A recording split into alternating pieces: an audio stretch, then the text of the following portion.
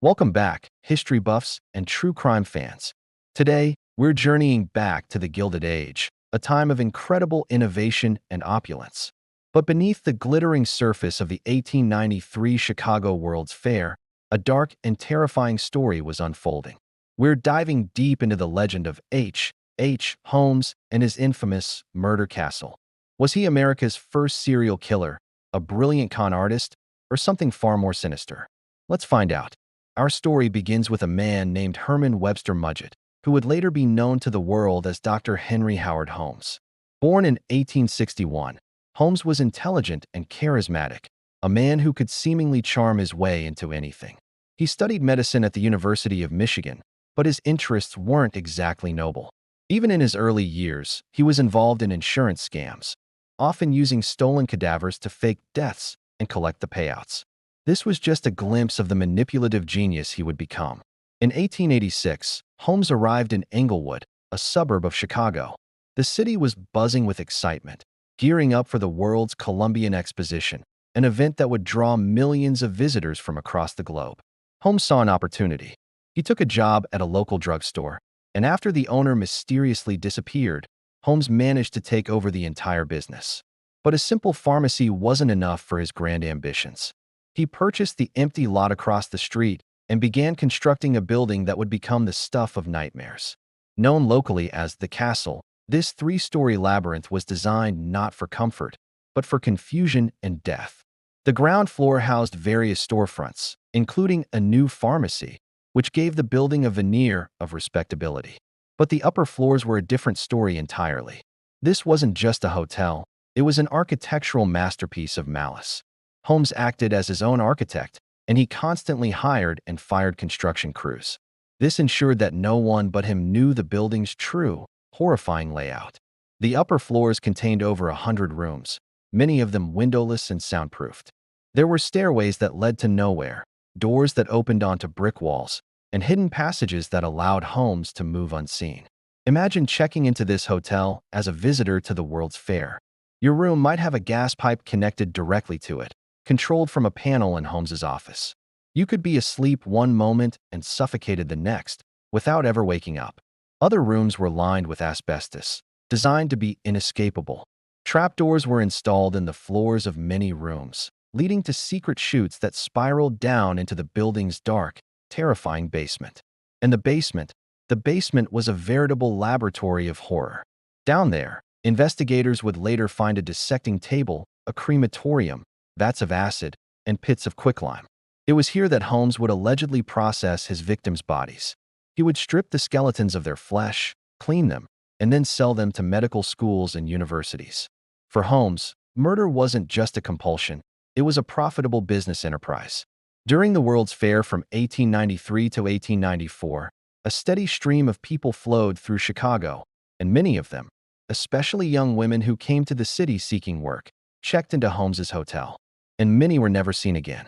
His victims were often his employees, his lovers, and unsuspecting hotel guests.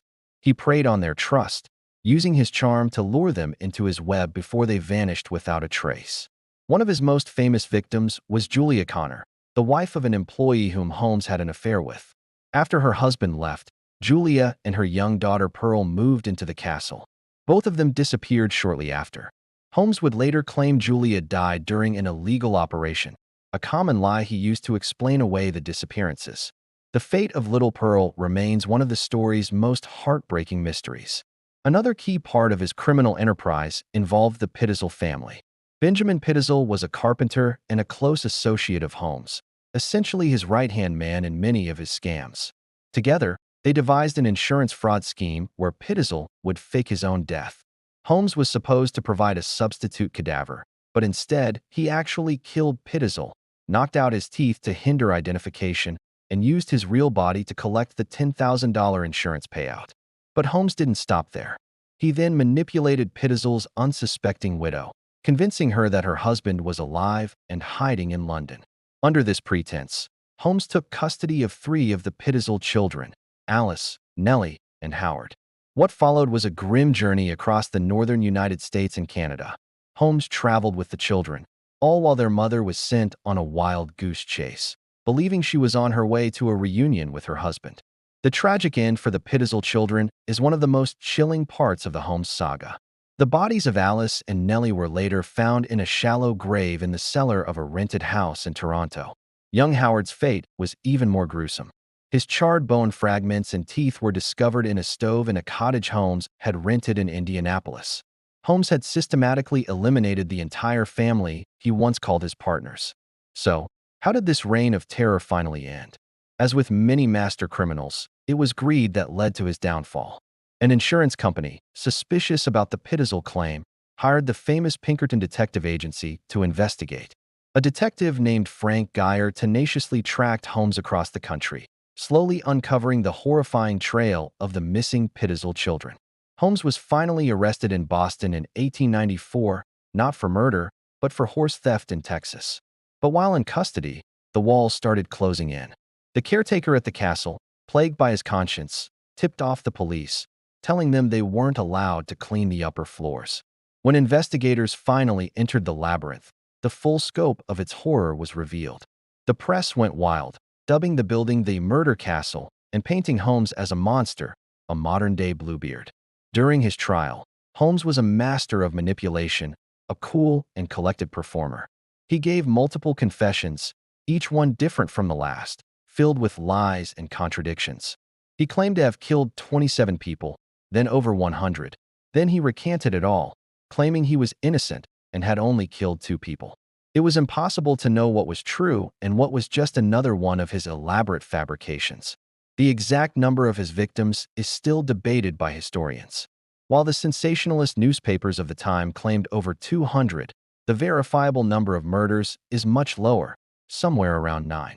Many of the missing persons supposedly linked to him were later found alive and well. It seems Holmes was as much a gifted storyteller and con artist as he was a killer. He built a legend around himself, one that the public was all too eager to believe. On May 7, 1896, Holmes was executed by hanging. True to his character, he remained calm and composed to the very end. He had left specific instructions for his burial, requesting his coffin be encased in concrete. He was terrified that his own body would be stolen and dissected, just as he had done to so many others. The murder castle itself never became the museum of horror Holmes envisioned. It mysteriously burned to the ground in 1895 before his execution.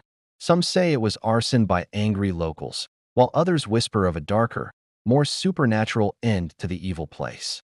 Today, a United States post office stands on the site where the castle once loomed. So, who was H. Holmes? A diabolical mastermind who designed a factory of death? A prolific serial killer who butchered hundreds? Or a charismatic con man whose actual crimes were inflated into a terrifying myth? The truth is likely a combination of all 3. He was a cold, calculating predator who exploited the chaos of a rapidly growing city. The story of his murder castle serves as a chilling reminder that sometimes the most terrifying monsters are the ones who look just like us. What do you think? How much of the H. Holmes legend is fact, and how much is fiction? Let me know your thoughts down in the comments. Thanks for joining me on this dark journey into the past. If you enjoyed this video, don't forget to hit that like button and subscribe for more deep dives into history's most fascinating and frightening stories. See you next time.